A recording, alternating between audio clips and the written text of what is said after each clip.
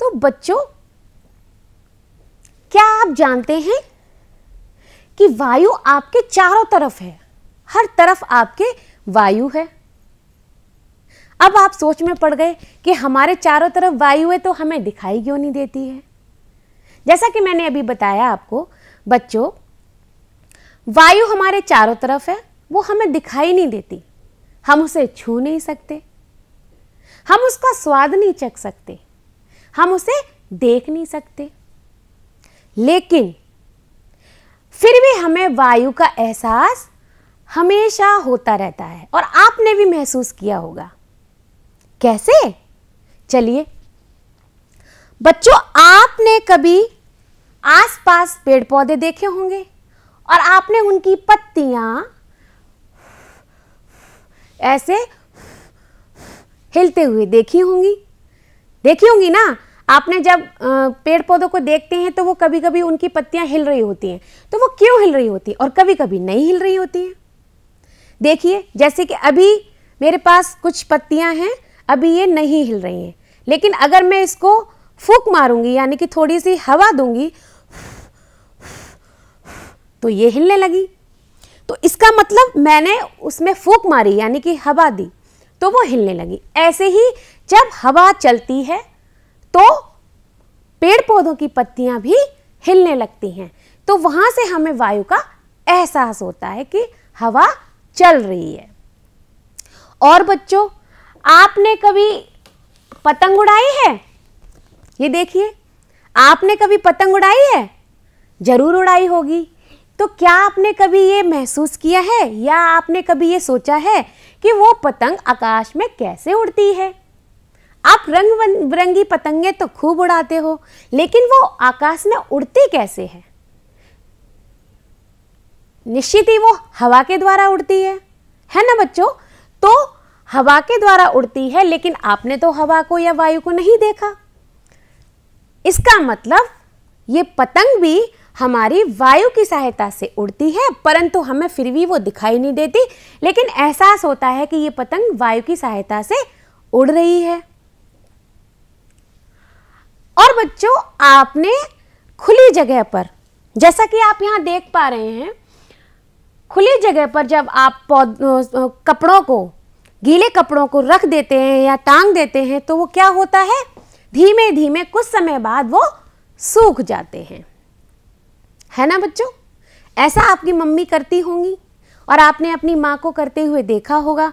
जब वो गीले कपड़ों को बाहर सुखाने डालती हैं तो कुछ समय बाद वो कुछ तो धूप से सूखते हैं, और जब धूप नहीं निकलती है तो कैसे सूखते हैं?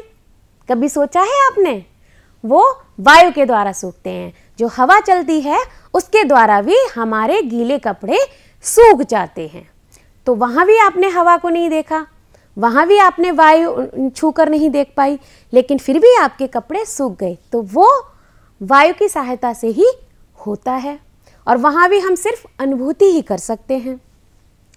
आगे, आपने कभी कमरे में कोई बुक रखी है, आपकी किताब रखी है, और उस समय आपके कमरे का पंखा ना चल रहा हो और आप पढ़ रहे हो, लेकिन अचानक से कोई आपके कमरे का पंखा चला दे या लाइट मान लीजिए उस टाइम ना आ रही हो और अचानक से आ जाए, तो क्या होता है? उस समय जो हमारी किताब होती है उसके पन्ने फड़ फड़ फड़ करके उड़ने लगते हैं और फड़फड़ाने लगते हैं और आवाज आने लगती है। तो ऐसा कैसे हुआ? ऐसा वायु के कारण ही हुआ। जो ऊपर से जो पंखा चलने लगा तेजी से, उसकी वजह से हवा किताब तक आई और हमारे किताब के पन्ने फड़फड़ाने लगे। जैसे कि मेरे पास ये कुछ कागज के टुकड़े हैं, तो मैं इनको यहाँ पर ले लेती हूँ। अभी तो ये आराम से रखे हुए हैं, लेकिन जैसे ही मैं इनमें फूंक मारूंगी तो क्या होगा? बताइए क्या होगा? देख लेते हैं क्या होगा। क्या हुआ? ये कागज के टुकड़े उड़ गए हवा में। तो कैसे उड़े? क्योंकि मैंने फूंक मारी, यानी कि वहां भी मैंने थोड़ी सी फूंक मारी, हवा दी, और वो कागज के टुकड़े दूर जाके सारे गिर गए। तो यहाँ भी कहीं ना कहीं हवा थी, लेकिन वो हमें दिखाई नहीं दी। हम सिर्फ ये महसूस कर सकते हैं कि वो हवा से कागज के टुकड़े आगे गिर पड़े और उड़ गए। ऐसा ही बच्चों, आपने कभी ना कभी फिरकी तो चलाई होगी, कागज की फिरकी तो खूब घुमाते होंगे आप, है ना। तो जब आप कागज की फिरकी घुमाते हो, खेलते हो, दौड़ लगाते हो, तो आपने देखा है कि आपकी फिरकी क्या करती है, घूमने लगती है ना, गोल गोल। देखिए अभी ये ऐसे है, और जब मैं इसमें फूंक मारूंगी तो क्या होगा,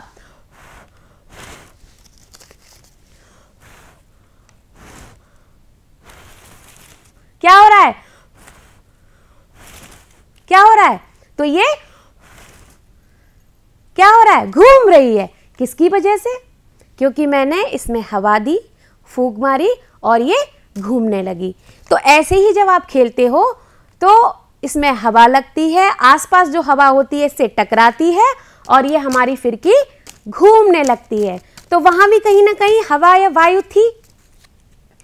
तो इस तरह से बच्चों हम ये कह सकते हैं कि वायु हमें दिखाई नहीं देती, हम उसका स्वाद नहीं चख सकते, हम उसे छू नहीं सकते, परंतु हम उसका आभास कर सकते हैं, हम उसकी अनुभूति कर सकते हैं, हम उसे महसूस कर सकते हैं।